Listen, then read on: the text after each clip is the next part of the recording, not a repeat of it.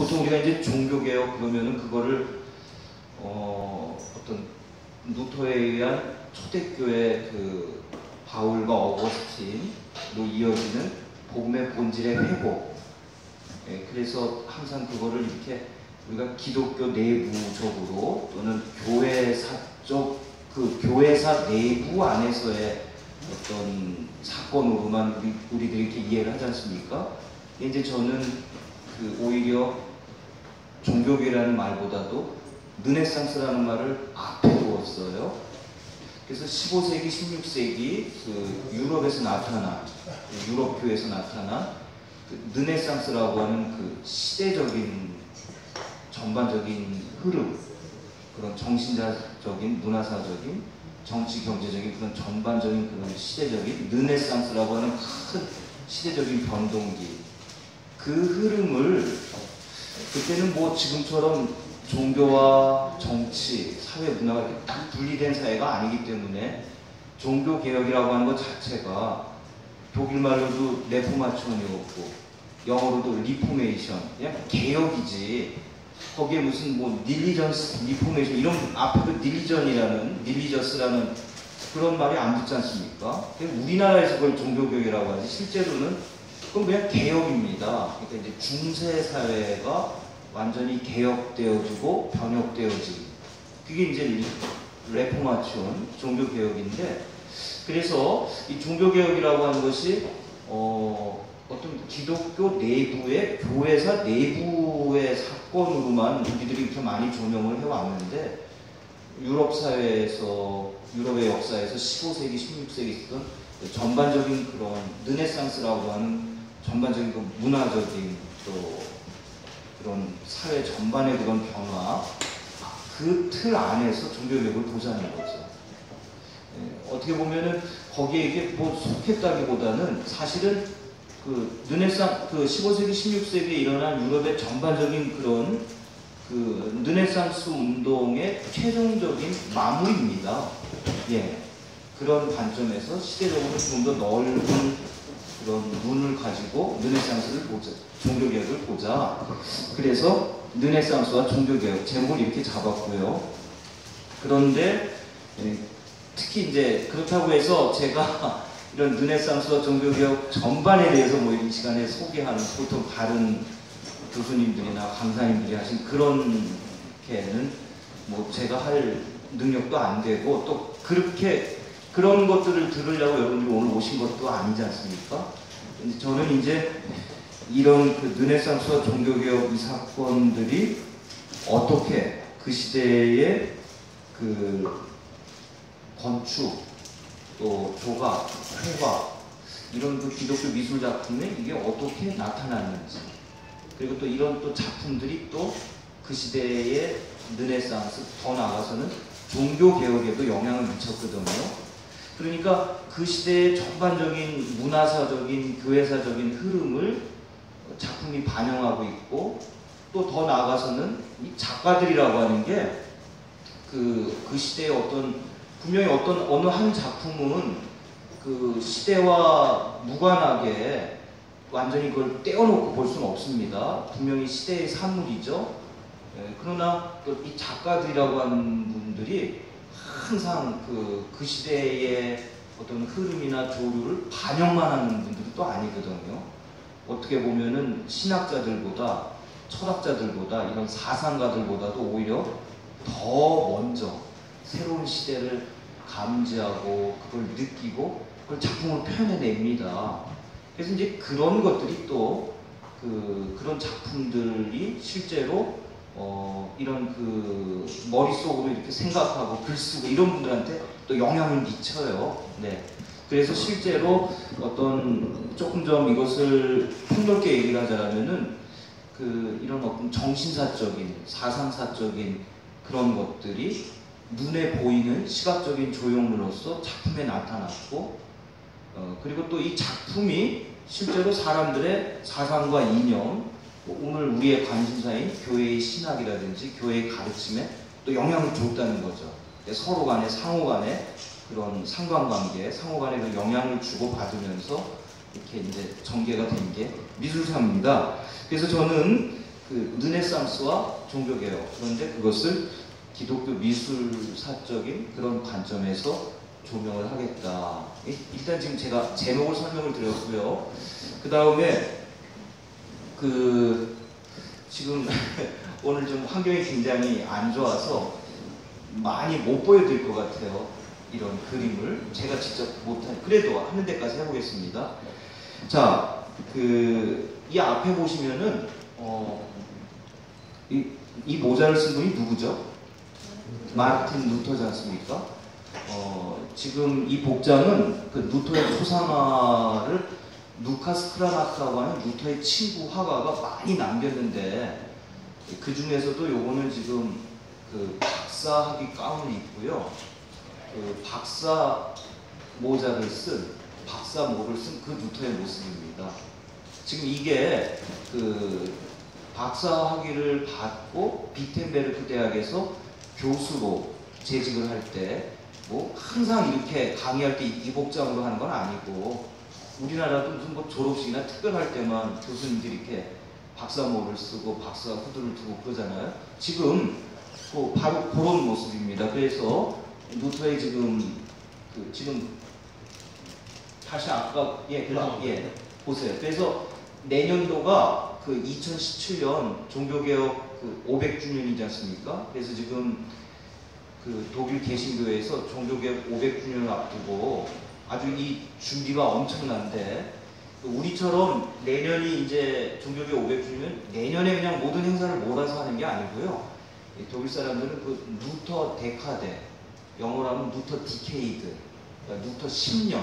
그래서 2008년에서부터 2017년까지 10년 동안 종교개혁과 연관된 사회 여러 재반 분야에 종교개혁이 미친 영향, 그런 것들을 여러 주제로 종교개혁을 기념하고 연구하면서 결국은 지금 유럽 교회가 많이 약화가 돼 있지 않습니까? 그러면서 어떻게 이거를 이제 독일 교회가 이걸 선도하면서 정말 유럽 교회가 나갈 미래적인, 교회의 미래적인 전망을 얻을지, 그래서 그걸 이제 10년 동안 10개 주제로 종교개혁에 대해서 연구하고 검토하고 기념하고 뭐 그런 거를 루터 디케이드, 루터 10년 프로젝트를 가지고 하고 있습니다. 그래서 그동안에 몇 가지 주제들이 있었는데, 대표적인 것이 종교개혁과 정치. 조금 이따가 이제 제가 내용을 소개를 드리겠습니다만, 제가 맨 처음에 제목을 설명하면서도 말씀드렸습니다만, 종교개혁이라는 게 어떤 교회 안에서, 종교의 영역 안에서, 물론 지금 현대사회에서도 종교적인 영역, 교회라고 하는 그 공간이 사회와 완전히 분리된 건 아니지 않습니까? 그러나 그 당시에는 지금하고는 또 다르죠. 거의 이 정치와 종교가, 그러니까 막스 베버가 말하는 그 정치와 종교가 분화되기 이전에 그런 16세기, 아직 중세 말에서 중세로부터 근세로 넘어가는 시대였기 때문에, 그래서 아까도 말씀드린 것처럼 그냥 리포메이션이에요. 그냥 개혁입니다. 변혁입니다. 그러니까 중세적 구질서로부터 새로운 질서로의 변화. 그냥 그게 다 들어가는 거죠. 그래서 이 종교개혁을 10가지 주제로 이렇게 연구하는 중에 첫 번째가 종교개혁과 정치, 종교개혁과 문화, 종교개혁과 교육. 루터의 동료였던 멜랑크톤이라고 하는 분은 현재의 독일의 교육제도를 입안했고, 이 교육제도가 사실은 우리나라, 지금 이게 이제 독일 교육제도 일본을 거쳐서 또 영미 또 영향을 주고, 그래서 지금 우리가 가지고 있는 지금 현재의 이 초중고 교육제도라든지 의무교육제도, 이거 다 종교개혁 당시에 나온 겁니다. 그래서 종교개혁과 교육. 그 다음에 이제 제가 말씀드리려고 하는 게 2015년도, 금년은 이제 내년 500주년을 앞두고 종교개혁과 선교입니다. 미션. 근데 이제 작년도 주제가 뭐였냐면은 종교개혁과 미술이었습니다. 그래서 2015년도 주제가 레포마티온 빌트 und Liebe, 그러니까 종교개혁, 그림과 성경. 우리 국내에서 이게 굉장히 낯설은 얘기죠. 실제로 그 종교개혁과 음악을 본 적도 있습니다. 우리 찬송가에도 보면 루터가 직접 작사 작곡한 찬송도 있고요. 근데 작년이 그 종교개혁과 미술, 그래서 종교개혁 빌튼 비벨에서 그림과 성경.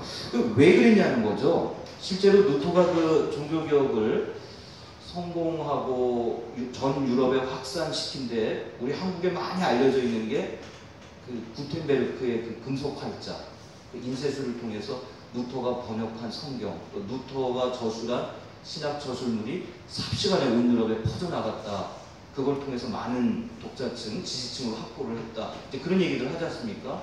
그리고 이제 그 배후에 정치적으로, 경제적으로 든든한 후견인이 있었고, 근데 사실은 우리 국내 교회에 그렇게 많이 소개가 안 되고, 또 우리가 어려서부터 신앙생활하고 또 심지어는 신학교에서도 배우지 않은 내용이 있습니다.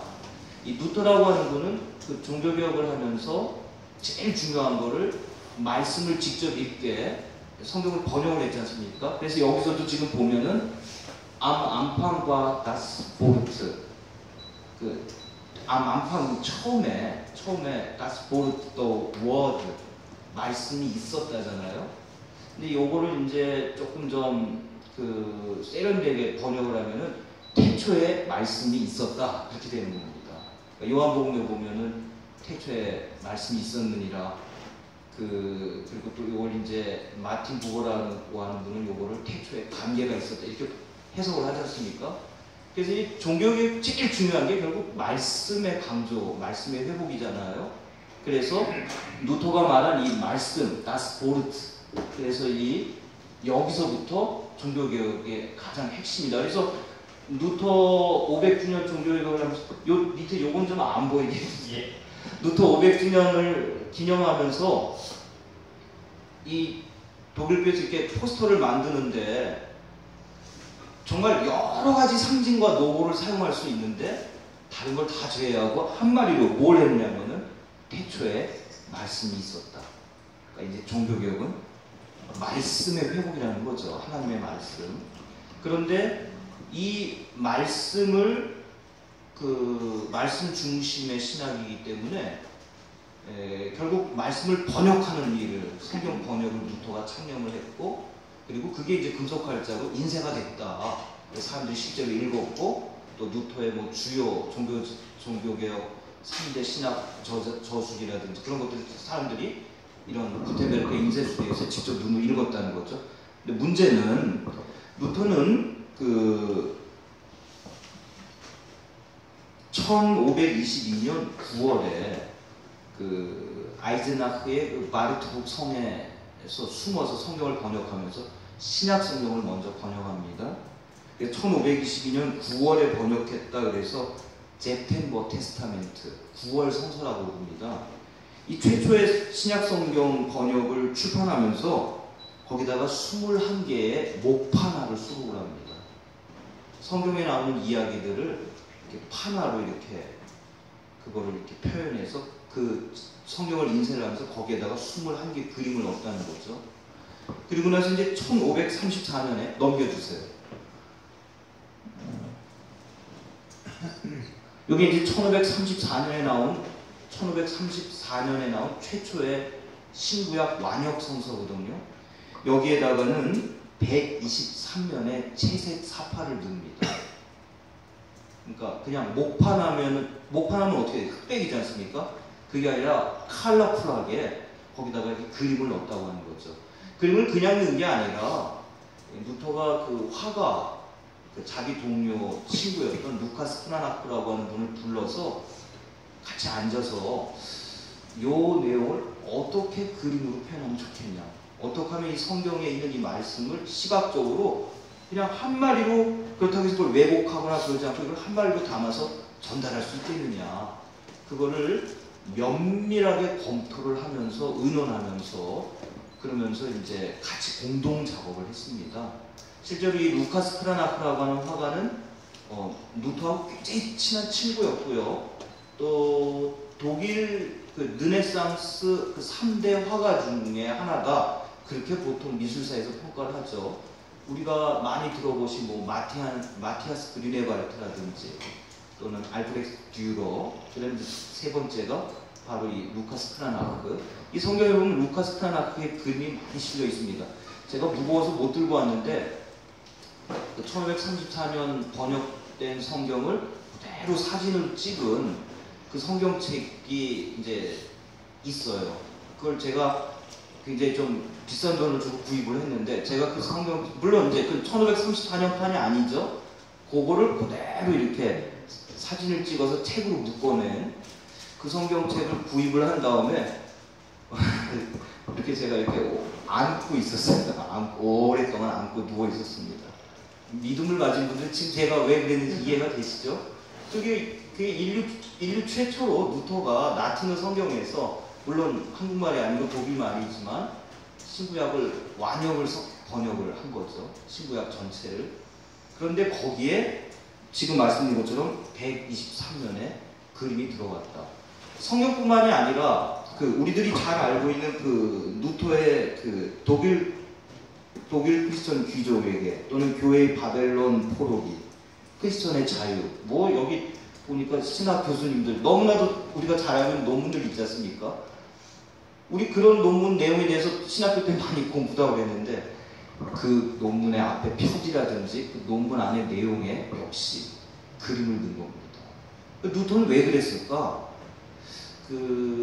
이런 회화, 또 이런 미술, 이런 그림이 가지고 있는 전달력, 그리고 그런 것들이 가지고 있는, 실제로 단순히 텍스트를 보조하는 자료가 아니라 그 텍스트 이상으로 사람들에게 어떤 영감을 주고 인사이트를 주고 그러면서 내용을 전달하는 그런 능력을 알고 있었던 거죠. 제가 얼마 전에 이제 9월 말에 있는 어떤 모임에다가 텍스트와 사진 자료를 보내니까, 이거 사진 작업하기가 힘들어서 텍스트만 싣겠습니다 그러더라고요. 그게 벌써 이런 눈에 보이는 이 자료를, 이런 그림, 이런 도상, 이런 것들을 굉장히 경시하는 거죠. 사실은 텍스트를 실어놓은 것보다 그런 텍스트 몇 개 설명에다가 그런 그림들 있지 않습니까? 그런 것들 해놓은 거 사람들이 그걸 보면서 더 많이 보고요. 생각도 많이 하고 조금만 설명을 하면 되거든요.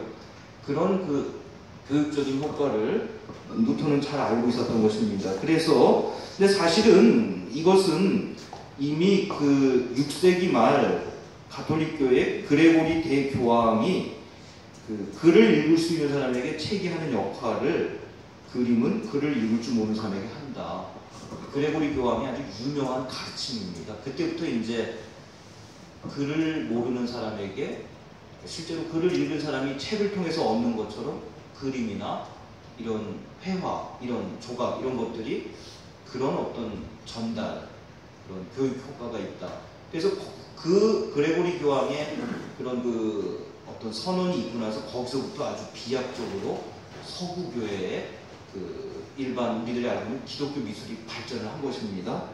근데 이런 견해에 대해서 루터는 찬성을 했다고 하는 거죠. 그래서 그와 같은 입장이 있었습니다. 그래서 오늘 저는 교회의 신학과 신앙이 교회 건축과 조각, 회화 등의 미술 작품에 어떻게 표현되어 있는지, 이런 시각적 조형 예술의 역사적인 연구들을 통해서 아까 서론에 말씀드린 것처럼 작품과 그 시대의 신학, 또 그 시대의 신학과 작품, 이 둘의 관계를 이렇게 같이 살펴보는 그런 시간을 갖겠습니다. 제가 이렇게 보통 제 노트북을 놓고 앉아서 해서 이렇게 서서 하니까 그냥 조금 앉아서 하겠습니다. 네. 그러면은 우선 그 다음 그림을 보여주세요. 그 다음을 넘겨주세요. 네, 여기 혹시 가보신 분 있으세요? 네, 베를린에서 한 1시간 정도 기차를 타고 가면 비텐베르크라고 하는, 루터가 바로 95개조 반박문을 붙인 종교교육이 시작된 도시지 않습니까? 1517년 10월 30일. 근데 이 광장의 옆쪽에 이렇게 두 개의 칼을 갖고 솟아있는 이 교회는 95개조 반박문을 붙인 교회가 아닙니다.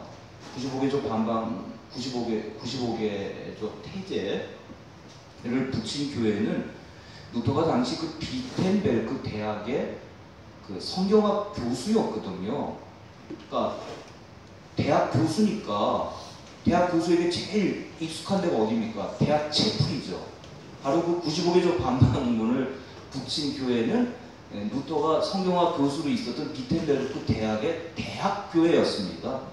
근데 대학교회라고 해서 우리처럼 대학 유니버시티 안에 이렇게 채플이 아니라 이 대학 자체가 그때 당시 그 작센의 그 선제후에 고급 관료들을 양성하는 귀족 자제들이 오는 대학이었거든요. 그러니까 그 대학 자체가 이미 그 선제후에 굉장히 어떤 국립시설인 거죠. 그래서 선제후에 궁이 있고요. 궁 옆에 대학이 있었고 이제 거기에 부속된 교회. 그러니까 자기가 대학 교수니까 95개조 반박문을 대학교에 정문에 붙인 거죠. 지금 그 교회 루터와 멜랑톤의 무덤이 있습니다. 근데 이 교회는 그 교회가 아니고 비텐베르크 시교회입니다. 영어로 하면 시티 처치인데 오히려 비텐베르크 시민들이 가장 여기서 실제로 신앙생활을 했던 교회입니다. 그래서 이 교회에서 루터가 죽을 때까지 설교를 했습니다. 설교를 했고 종교개혁 이후에 개신교 목사 안수배를 이 교회에서 행했고요. 그 다음에 이제 최초의 독일어 미사, 독일어 예배를 루터에 의해서 드린 교회도 이 교회고 항상 라틴어로만 하다가 그 다음에 이제 독일어권에서 최초로 이종성찬, 그러니까 중세 때 카톨릭 교회는 성직자에게만 포도주를 주고 일반 평신도들은 떡을 받대요. 지금도 그렇지 않습니까? 그런데 이제 일반 교인들에게 떡과 포도주를 다 받게 하는 거를 이제 이종 성찬 분배 두 가지를 한다 그러는데 그거를 독일에서 최초로 시행한 교회도 이 교회입니다. 굉장히 중요한 교회죠. 사실 95개조 반박문을 붙인 교회보다 더 중요한 교회인데 이 교회, 이 비텐베르크 시교회, 슈타트키르케 상트 마리엔 인 비텐베르크 그럽니다. 그러니까 이제 슈타트키르케 그 시교회인데 이 교회 이름이 상트 마리엔. 그러니까 종교개혁 전에 카톨릭 교회였잖아요. 카톨릭 교회 이름이 마리아에게 봉헌됐기 때문에 성모 마리아 교회였습니다. 종교개혁 이후에 교회 이름을 바꿔야 될 거 아닙니까? 안 바꿨어요. 그렇죠. 지금도 독일에는 제가 조금 이따도 보여드리겠습니다만 종교개혁 이전에 그 교회 이름이 성모 마리아 교회는 지금도 그냥 성모 마리아 교회라고 부릅니다. 그게 이제 독일 사람들이 우리와 좀 다른 거죠. 역사와 전통을 굉장히 중요시 여기면서도 그렇다고 해서 성모 마리아를 믿는 건 아니에요. 카톨릭처럼 어떤 성모 마리아에 대한 어떤 흠숭 그런 성인으로 여기는 그런 믿음이 갖고 있는 건 아닙니다만 그 이름 자체를 없애거나 그러진 않습니다. 그런데 그 다음 넘겨주세요. 바로 이 비텐베르크 시교회에 제가 지금 함께 보고자 하는 계속 넘겨주세요. 이게 지금 비텐베르크 시교회입니다. 계속 넘겨주십시오. 네, 또 넘겨주세요. 이 비텐베르크 시교회 그 앞에 레포마촌스 알타, 그 종교개혁 재단화가 있습니다.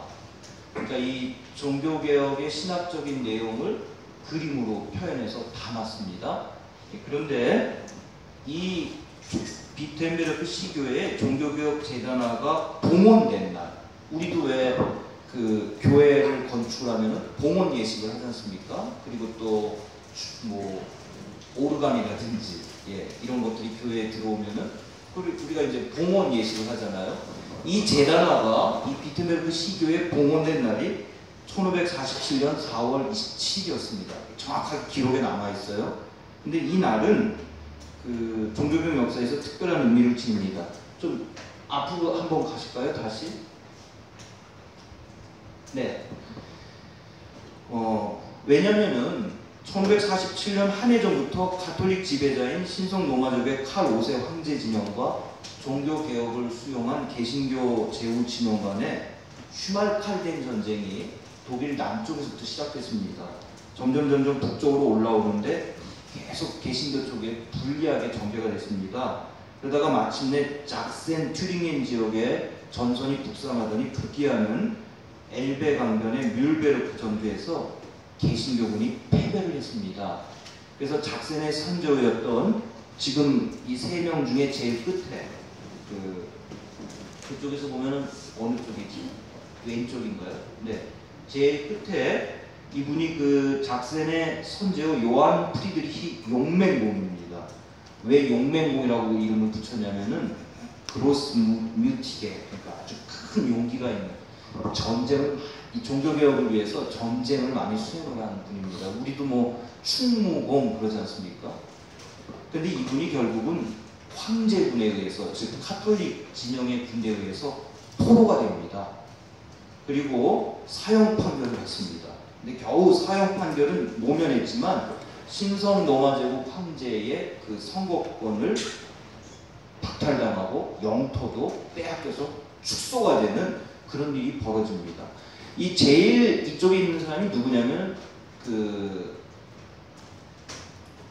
후어피어스트 프리드리히 바이제, 그러니까 프리드리히 선제후 현명공, 루터가 보름스에서 종교 재판을 받고 이렇게 비텐베르크로 돌아갈 때 루터를 납치를 해가지고 루터에게 난 죽나 보다 했는데 보니까 어떻게 했죠? 마르트부르크 성에 가서 루터를 보호하고 거기서 숨어 있으면서 루터가 알고 신약 성경을 번역할 수 있도록 그런 모든 여건을 제공한 사람, 제일 오른쪽에 있는 분이 바로 그 프리드리히 선제후 프리드리히 데어 바이제, 그 프리드리히 현명공입니다. 그리고 그 다음이 이제 요 용맹공의 아버지예요. 그러니까 자기 아버지가 가운데 크게 해놨어요. 이 세 사람이 그 3대에 걸쳐서 이 루터의 종교개혁을 적극적으로 후원했던 어떤 정치적인 페이트런의 역할을 했습니다. 정치적인, 경제적인. 그런데 지금 제일 끝에 있는 이 양반이 카톨릭 군대에 패배를 해서 포로가 되고 사형 선고까지 받았다고 하는 거는 어떻게 된 거죠? 종교개혁에 굉장히 위기가 온 거지 않습니까? 근데 이 제일 끝에 있는 이 요한 프리드리히 데어 그로스 뮤티게, 이 용맹공, 저 분이 바로 포로로 잡힌 날이 1547년 4월 27일 바로 이 종교개혁 재단화가 시교에 봉헌된 날입니다. 루터는 이미 한 해 전에 사망했고 비텐베르크 시민들은 이미 벌써 이 전투에 패전하기도 전에 다 도망칠 곳이 없어요. 왜 없냐면은 여기 종교개혁의 본산지기 때문에 칼 5세 황제군이 들어오면 아마 쑥대밭을 만들고 우리 다 죽일 거다. 그래서 막 시민들이 다 도망가고 비텐베르크가 완전히 거의 다 비다시피 하는 그런 상황에서 루터의 뒤를 이어서 비텐베르크의 그 종교개혁을 계속해서 이끌었던 요하네스 부겐하겐 목사님이죠. 이분이 그 어떠한 경우에도 우리는 종교개혁을 포기할 수 없다. 우리를 뒷받침해줬던 정치적인 지도자인 제일 그 왼쪽에 있는 이분이 그 포로로 잡힌 바로 그날 그런 거에 상관없이 중단 없이 우리는 계속해서 종교개혁을 지속한다라고 하는 그런 그 결연한 의지를 바로 그 종교개혁 재단화를 봉헌함으로써 선언한 겁니다. 그래서 이 종교개혁 재단화가 이 교회에 봉헌됐다고 하는 것은 당연히 그 종교적이고 신학적인 의미뿐만 아니라 정치적인 의미를 가지는 거죠. 예, 바로 그런 의미를 가지고 종교개혁 재단화가 봉헌됐습니다. 다시 그 종교개혁 재단화를 주세요.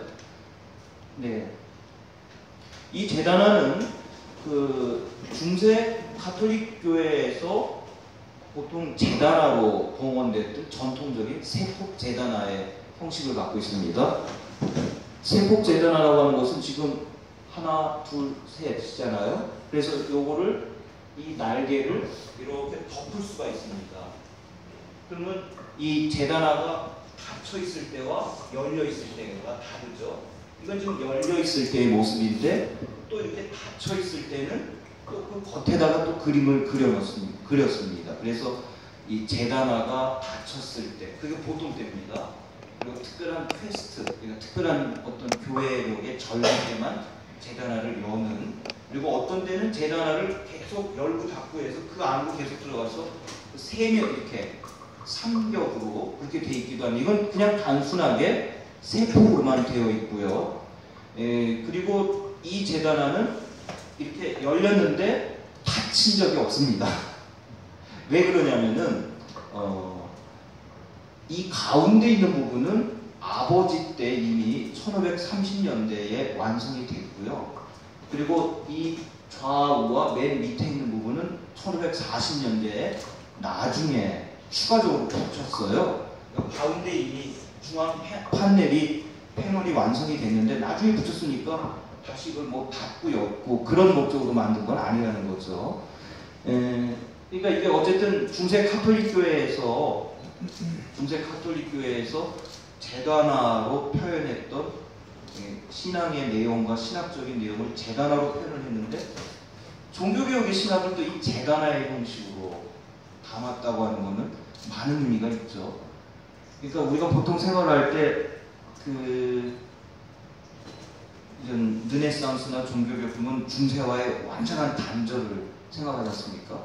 제가 작년 봄인가요? 그때 예목원에서도 그때도 제가 르네상스와 종교개혁기의 미술, 그때도 제가 그런 내용을 전달을 한 적이 있습니다.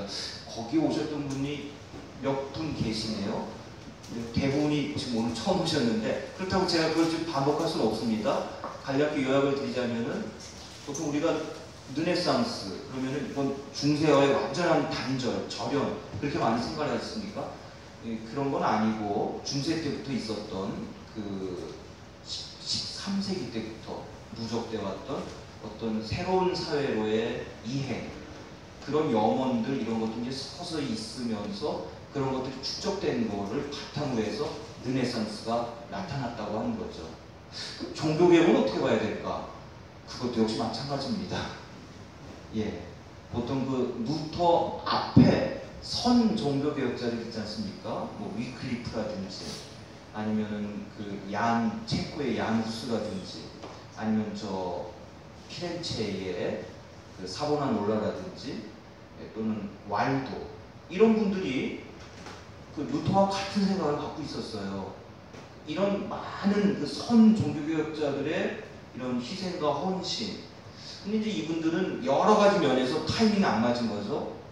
일단은 이분들의 생각을 받쳐주고 뒷받침해줄 정치적인 후견자들이 이분들은 만나지 못했고, 또 이런 분들이 가졌던 생각과 이념과 사상을 사람들한테 빨리 전달을 해야 사람들이 지지를 얻을 텐데, 그걸 지지를 얻으려면 어떻게 해야 됩니까?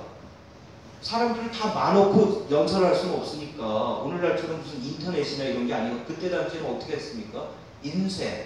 인쇄물을 찍어서 퍼뜨려야 되는데 인쇄술 자체가 나오질 않았지 않습니까? 그러니까 이제 루터는 정말로 아주 때가 차서 마침내 모든 것들이 구비되었을 때 그 선제우들 역시, 이 정치적인 지도자들 역시도 아주 이걸로는 안 되겠다라고 하는 그런 어떤 시대적인 인식과, 또 루터가 제안했던 내용이 비교적 온건했고 건전했습니다. 그리고 이제 이거를 받쳐준 인쇄술, 그리고 이제 우리 한국교회에서는 별로 소개가 안 되고 있는 또 루터의 신학적인 이념을 잘 표현해서 전달한 화가들의 협력, 이런 것들이 이렇게 어우러져서 종교개혁이 성취를 거두게 된 겁니다. 어쨌든 이 제단화를 보시면은 이 윗부분을 그 레타벨이라고 합니다. 그 윗부분을, 그리고 그 밑에 있는 부분을 프레델라라고 하는데, 그 레타벨에 3개의 제단화가 있고 프레델라, 그래서 그 위에는 이 한마디로 말해서 이 종교개혁 제단화는 뭐냐면은 1530년 필립 멜랑톤이 기초해서 아우크스부르크의 제국의회에 제출했던 아우크스부르크 신조, 이 콤페시오 아우스타나, 제 실황의 내용, 교회론의 내용을 말합니다. 이 칼 5세 황제가 한참 개신교분들하고 전쟁을 하고 이러면서 제국의회를 소집을 했죠, 아우크스부르크에서. 그래서 한번, 아니 도대체 이 프로테스탄트, 당신들이 믿는 게 뭐냐? 당신들이 말하고자 하는 게 뭐냐? 그걸 한번 이렇게 정리를 해서 갖고 와봐라. 그게 바로 그 아우그스부르크 신조거든요. 이 콤페시오 아우구스타나. 그러면서 이제 아주 간략하게, 왜냐하면 이거를 황제 앞에 이걸 제출을 하는 거고, 거기 참석한 신성 로마 제국의 모든 그런 정치적인 지도자들 앞에 제출하는 문서니까 이걸 무슨 복잡하게 신학적으로 이렇게 할 수가 없지 않습니까? 그래서 굉장히 간결하고 오늘날도 우리가 이해하기가 좋습니다. 그래서 이 아우그스부르크 신조 제7항에 보면은 개신교 교회론이 나오는데, 요거는 제가 조금 좀 옛날 말이지만 읽어드리겠습니다. 또한 모든 시대에 하나의 거룩한 그리스도의 교회가 반드시 존재하고 존속할 것이라고 가르쳐진다. 이 교회는 그 속에서 복음이 순수하게 선포되고 성례전이 복음에 따라 바르게 집행되는 성도들의 사귀입니다. 오늘날 우리가 신학교에서 교회를, 개신교 교회를 정의하는 그 모든 내용이 바로 이 아우그스부르크 신조 7항에 나와 있습니다. 그래서 성례지 않습니까? 7성례 중에 4개를 제외한 3개를 성례로 수용을 했다가 나중에는 이제 참여를 빼요. 왜 빼냐면은 성례라고 하는 건 한마디로 뭐죠? 하나님의 은혜가 가시적으로 눈에 보이게 표현된 거잖아요. 그래서 멜랑크톤이 표현한 보이는 말씀, 보이지 않는 말씀은 설교고, 보이는 말씀은 뭡니까? 성례잖아요. 사크라멘트잖아요. 그러면은 세례라고 하는 것은 하나님의 은혜가 물로, 성찬이라고 하는 건 하나님의 은혜가 떡과 포도주로 딱 되는데, 참회를 하면은 우리가 마음속으로 진실되게 회개를 하면 하나님이 용서해 주신다. 이거 눈에 안 보이잖아요. 그래서 나중에 이거는 성례에서 제외를 하고 그 대신에 성찬과 세례를 하기 전에 반드시 신자가 해야 되는 어떤 성찬과 세례의 전제로서 참다운 회개. 그래서 우리도 성찬을 받기 전에 어떡하죠? 회개 기도를 하는 그게 있잖아요. 이게 성찬 예문에. 이게 다 루터가 초안을 하고 거기에 뿌리를 두고 있는 겁니다. 어쨌든 이 종교개혁 재단안은 개신교 교회론을 담고 있는데, 위에 3개는 개신교 성례, 아래는 설교를 말한다. 넘기세요. 아니요. 앞에 다시 돌아가십시다. 그런데 이 비텐베르크에 있는 이 재단안은 굉장히 중요합니다. 이것은 개신교 교회론을 담고 있을 뿐만이 아니라 바로 개신교 미술론의 근거가 되는 재단안입니다. 왜냐면요, 아까 제가 말씀드렸죠. 비텐베르크 시교회가 교회 이름이 본래 상트 마리엔이거든요. 그러면은 중세 때 성모 마리아 교회였으니까 이 재단화 부분에 뭐가 있었을까요? 당연히 성모 마리아가 아기 예수를 안고 있는, 또는 성모 마리아를 이렇게 현양하는 그런 그림이나 조각, 그런 재단화가 있었답니다. 근데 이것을 1522년 비텐베르크 대학의 교수였던 안드레아스 보덴슈타인, 이 안드레아스 보덴슈타인을 보통 우리나라에서는 안드레아스 칼슈타트 그래요. 근데 이분이 본래 이름이 안드레아스 보덴슈타인이고, 이분의 출신지가 안드레아스 보덴슈타인 아우스 칼슈타트예요.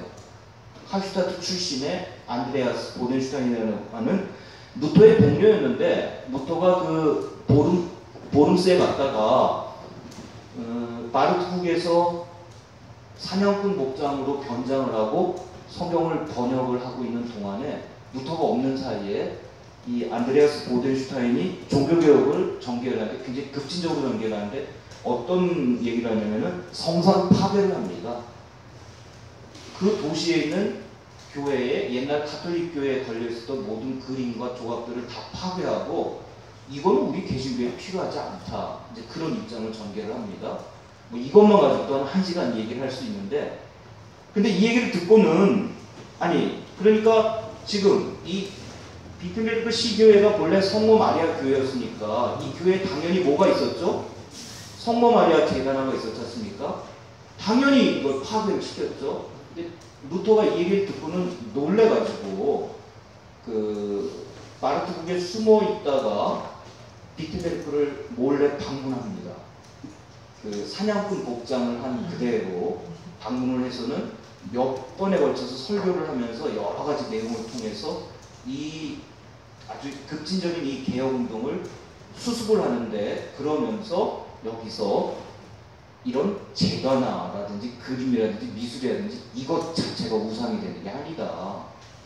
이것과 실제로 우리가 믿는 하나님, 이 하나님을 상징적으로 예술적으로 표현한 것을 우리가 잘 가르치면 되지, 세상에 이걸 때려부수는다고 되는 게 아니지 않냐. 그러면서 여기는 이게 이제 부서졌지만 이 자리에 나중에 세월이 좋아지면은 다른 제단화가 여기 쓰면 좋겠는데, 이왕 부서졌으니까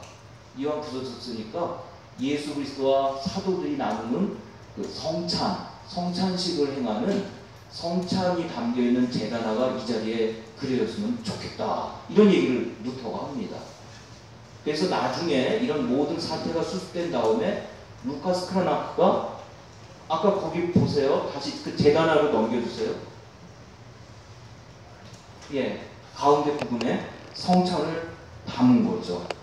그러니까 이 제단화에는 여러 가지 의미가 있습니다. 우선 당시의 시대 상황에서 정치적으로 종교개혁이 굉장히 위기에 몰렸는데, 우리는 중단 없이 종교개혁을 지속하겠다는 결연한 신앙 고백의 표현이며, 더 나아가서는 지금 저는 굉장히 중요합니다. 여러분들도 그래서 여기 오셨으라고 믿어지는데, 우리 개신교에서 과연 미술이 설 자리가 있는가라고 하는 근거가 되는 거죠.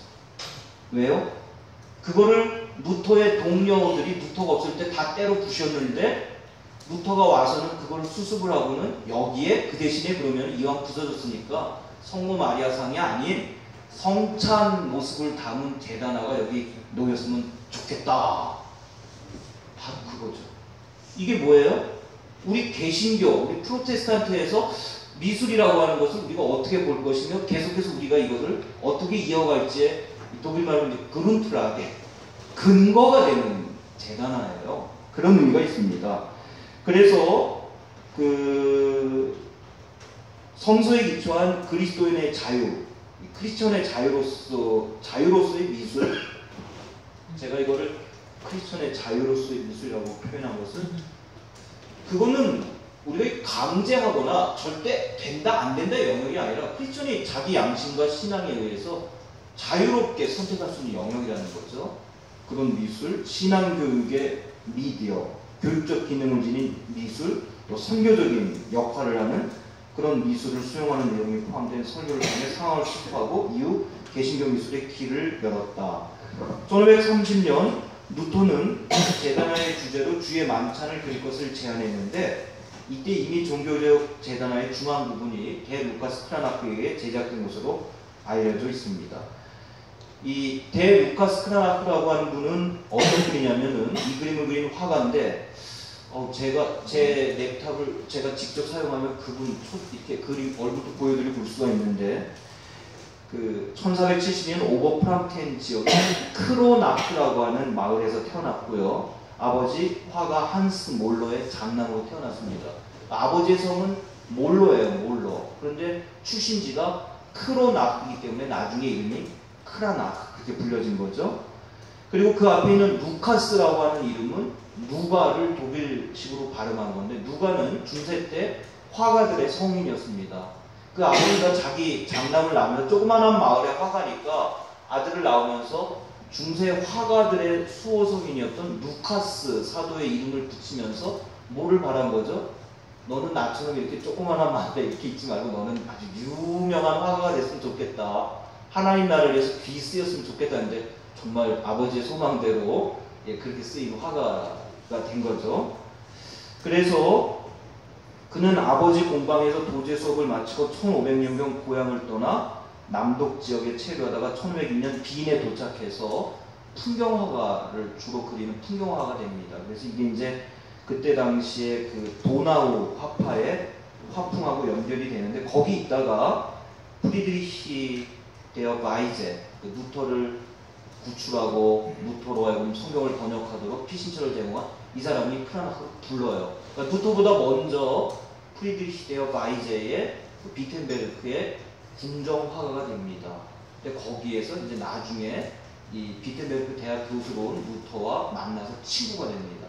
얼마나 친한 친구였냐면은, 루터가 그 막상 종교개혁을 하고 수도원을 다 해체시켰지만 끝까지 결혼을 안 한다고 우깁니다. 내가 결혼을 하면은 결혼을 하고 싶어서 종교개혁을 했다고 그러지 않냐. 여러분 약간 웃으시는데 그때도 그랬고 지금도 그런 말은 있어요. 그래서 끝까지 결혼을 안 하는데 카타리나 보라가 또 끝까지 시집을 안 간 수녀 출신이잖아요. 그 카타리나 보라와 루터를 중매를 씁니다. 네.